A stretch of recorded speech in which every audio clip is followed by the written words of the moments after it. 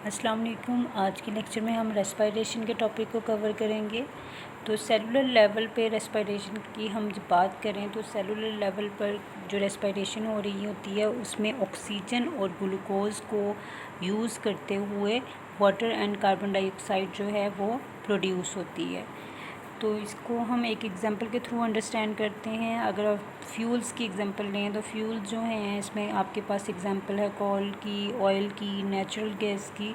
तो ये जो कोल, ऑयल और नेचुरल गैस हैं इनका अगर बेसिक जो है वो देखें कि ये कौन से कंपाउंड से मिलके बने हुए हैं, तो ये कार्बन और हाइड्रोजन की इनके अंदर बॉन्डिंग पाई जाती है, यानी कि ये हाइड्रोकार्बन्स हैं। हाइड्रोकार्बन्स की टर्म हम ऐसे मॉलिक्यूल्स के लिए, ऐसे कंपाउंड्स के लिए यूज़ करते हैं जो कार्बन और हाइड्रोजन से मिलके बने होते हैं, या कार्बन और हाइड्रोजन के जो बॉन्डिंग है उनके अंदर होती है, ये उनके डेरिवेटिव्स होते हैं। ठीक है, तो अब ये जो कार्बन और हाइड्रोजन के बॉन्ड्स जो हैं ये ब्रेक होते हैं ड्यूरिंग बर्निंग। देन जो है वो उनसे एनर्जी रिलीज़ होती है और वो एज़ अ हीट या एज़ अ लाइट की शक्ल में जो है वो जनरेट होती है। तो इसी तरह से हमारी बॉडी के अंदर, लिविंग ऑर्गेनिजम्स के अंदर जो फूड है वो फूड जो है उसके अंदर भी बेसिकली कार्बन और हाइड्रोजन के बॉन्ड्स होते हैं। ठीक है, अब ये बॉन्ड्स जो हैं वो ऑक्सीजन की प्रेजेंस में ऑक्सीजन को यूटिलाइज़ करते हुए ब्रेक होते हैं। देन एनर्जी रिलीज़ होती है और इस एनर्जी को ट्रांसफॉर्म कर दिया जाता है, चेंज कर दिया जाता है एटीपी की शक्ल में। और एटीपी से जो एनर्जी है उसको देन अगेन यूज़ किया जाता है जब वो एनर्जी जो है वो हमें किसी भी एक्टिविटी के लिए रिक्वायर होती है या सेल को किसी भी एक्टिविटी के लिए रिक्वायर होती है। यानी कि बेसिकली ये जो बर्निंग का प्रोसेस था उसमें जो कार्बन हाइड्रोजन बॉन्ड ब्रेक हो रहे थे और जो हमारी लिविंग ऑर्गेनिजम्स के अंदर जो कार्बन और हाइड्रोजन बॉन्ड्स ब्रेक हो रहे थे तो उसके लिए ऑक्सीजन यूज़ हो रही थी। यानी कि ऑक्सीजन जो है वो कार्बन और हाइड्रोजन के बॉन्ड्स को ब्रेक करने में हेल्प करेगी। तो सेलुलर रेस्पिरेशन की हम बात करें तो सेलुलर रेस्पिरेशन क्या है? The cellular energy yielding process is called cellular respiration. ठीक है, सेल लेवल पर जब एनर्जी यील्ड हो रही है, एनर्जी पैदा हो रही है, तो इसको हम कहते हैं सेलुलर रेस्पिरेशन। और सेलुलर रेस्पिरेशन में जो हमारे पास प्रोडक्ट हैं वो प्रोडक्ट जो हैं वो फोटोसिंथेसिस के प्रोसेस में एज अ रिएक्टेंट यूज़ होंगे और फोटोसिंथेसिस के जो प्रोडक्ट थे वो रेस्पिरेशन के प्रोसेस में एज अ रिएक्टेंट यूज़ होंगे। तो हमने फोटोसिंथेसिस का टॉपिक डिस्कस किया था। उस फोटोसिंथेसिस का जो प्रोसेस था उसमें क्या हो रहा था, फोटोसिंथेसिस के प्रोसेस में कार्बन डाइऑक्साइड और वाटर जो हैं वो as a raw material act कर रहे थे और in the presence of chlorophyll and light energy जो है वो कार्बन डाइऑक्साइड और वाटर से ग्लूकोज और ऑक्सीजन जो हैं वो रिलीज़ हो रहे थे और साथ में वाटर भी प्रोड्यूस हो रहा था। तो अब फोटोसिंथेसिस का जो प्रोडक्ट ग्लूकोज और ऑक्सीजन, ठीक है, यही प्रोडक्ट जो है वो रेस्पिरेशन में एज अ रिएक्टेंट काम करेंगे और ये ऑक्सीजन और ग्लूकोज जो है वो वाटर और कार्बन डाइऑक्साइड प्रोड्यूस करेंगे। यानी कि यहाँ पे रेस्पिरेशन के प्रोसेस में हमारा प्रोडक्ट जो है वो वाटर एंड कार्बन डाइऑक्साइड है और यही वाला जो प्रोडक्ट जो है ये फोटोसिंथेसिस के प्रोसेस में एज अ रिएक्टेंट एक्ट करेगा। ठीक है, यानी कि फोटोसिंथेसिस और रेस्पिरेशन जो हैं ये एक दूसरे के ऑपोजिट हुए। तो रेस्पिरेशन जो है इसकी आगे फर्दर टाइप्स होती हैं। तो अगर हम लिविंग ऑर्गेनिज्म के अंदर बात करें तो मोस्ट कॉमन फ्यूल जो यूज़ किया जाता है सेल से, तो वो मोस्ट कॉमन फ्यूल जो है वो ग्लूकोज है। यानी कि सेलुलर लेवल पे जो रेस्पिरेशन हो रही है उसमें सेल जो हैं वो ग्लूकोज को एज अ फ्यूल यूज़ करते हैं और वो ग्लूकोज की जो हो रही है ये सेलुलर रेस्पिरेशन, उसके लिए हमें ऑक्सीजन जो है वो चाहिए होती है। ऑक्सीजन यूटिलाइज़ होगी देन जो है वो ग्लूकोज जो है वो आगे जाकर जो है वो हमें यूज़ होगा और नेक्स्ट जो है वो एनर्जी को रिलीज़ करेगा। ठीक है, cellular respiration occurring in the presence of oxygen is called aerobic respiration while the one that occurs in the absence of oxygen is called anaerobic respiration। ठीक है, यानी कि एरोबिक रेस्पिरेशन जो है वो इन द प्रेजेंस ऑफ ऑक्सीजन जो है वो स्टार्ट होगा या कंटिन्यू होगा और इसमें जो है वो कंप्लीट ऑक्सीडेशन होगी ग्लूकोज की और मैक्सिमम रिलीज़ ऑफ एनर्जी होगा। तो एरोबिक रेस्पिरेशन में जो है वो 2 फेजेस होती हैं। फ़र्स्ट फेज़ में क्या होता है, फ़र्स्ट फेज़ में जो है वो हमारे पास जो ग्लूकोज़ का मॉलिक्यूल है, ग्लूकोज़ का मॉलिक्यूल आपको पता है 6 कार्बन होता है, यानी उसके अंदर 6 कार्बन होते हैं। ये टूट जाता है 2-3 कार्बन पायरोविक एसिड में।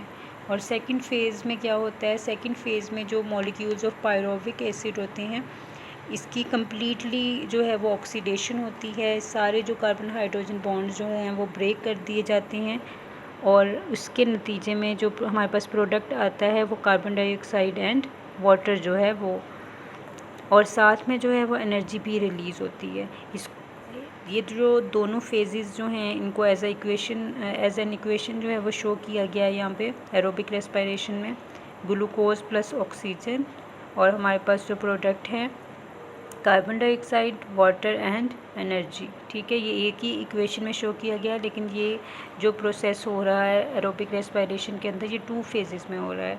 पहले जो है वो ग्लूकोज का मॉलिक्यूल जो है वो पायरोविक एसिड में चेंज होता है, देन पायरोविक एसिड से जो है वो carbon dioxide and water generate होते हैं। ठीक है, और जो हमारे पास ग्लूकोज है वो 6 कार्बन है, 6 कार्बन मॉलिक्यूल है, और पायरोविक एसिड जो है वो 3 कार्बन है। ठीक है, यानी पायरोविक एसिड के अंदर 3 कार्बन जो होते हैं। नेक्स्ट एनारोबिक रेस्पिरेशन की बात करें तो एनारोबिक रेस्पिरेशन के लिए हम टर्म फर्मेंटेशन की भी यूज़ करते हैं, तो आपने कंफ्यूज नहीं होना। एनारोबिक रेस्पिरेशन एंड फर्मेंटेशन जो है वो सेम है। ठीक है, तो एनारोबिक रेस्पिरेशन जो है वो एब्सेंस ऑफ ऑक्सीजन में जो है वो ये प्रोसेस होगा। In the absence of oxygen glucose is incompletely oxidised with less amount of energy release. अब इसमें जो है वो ऑक्सीजन जो है वो कम है, या ऑक्सीजन जो है वो इनकम्प्लीटली ग्लूकोज को, सो जो है ये प्रोसेस जो है इसको हम एनएरोबिक रेस्पिरेशन कहते हैं।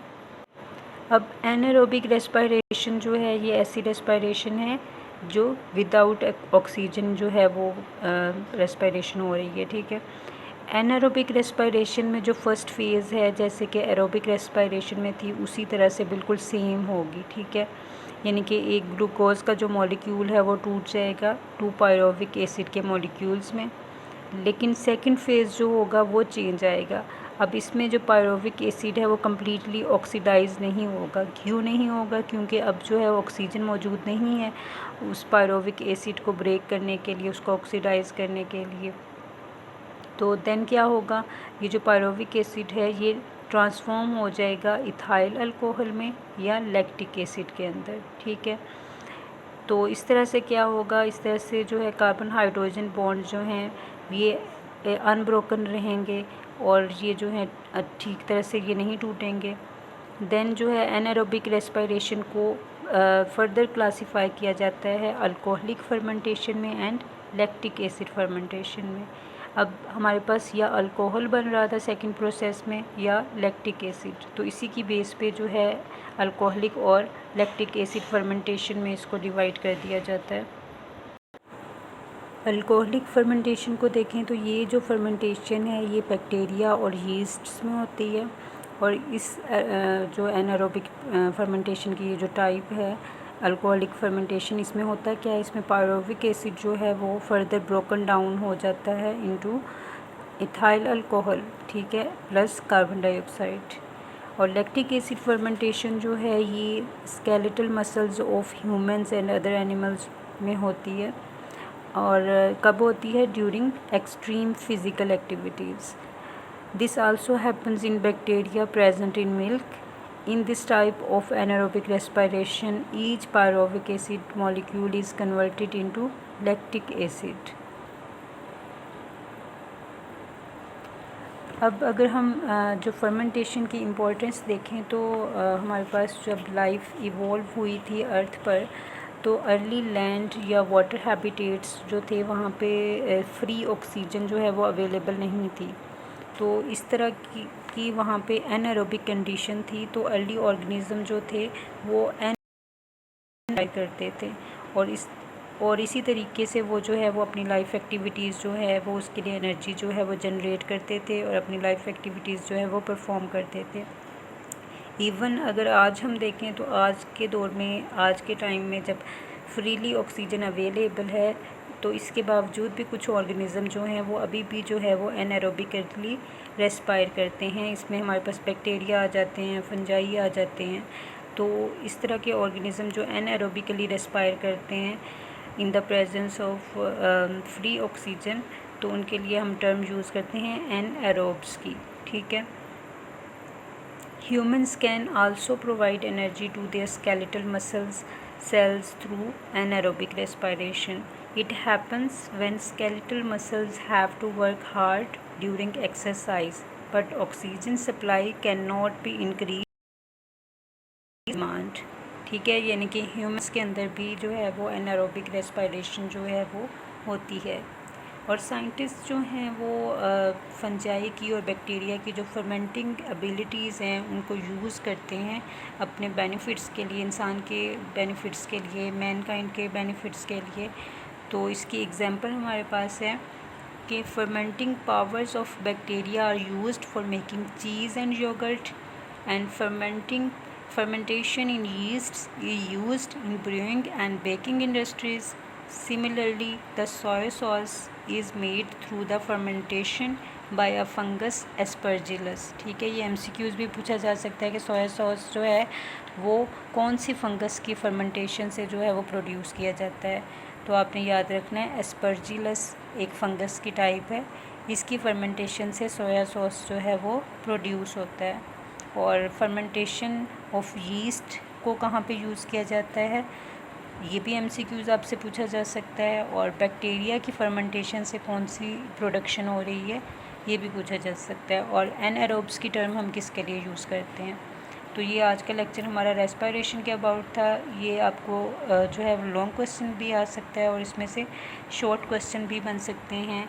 इसमें एरोबिक रेस्पिरेशन और एनारोबिक रेस्पिरेशन में भी डिफरेंस पूछा जा सकता है आपसे। तो इसको आपने अच्छे से जो है वो स्टडी करना है इस टॉपिक को। होप सो आपको अच्छे से समझ में आ गया होगा। अल्लाह हाफिज़।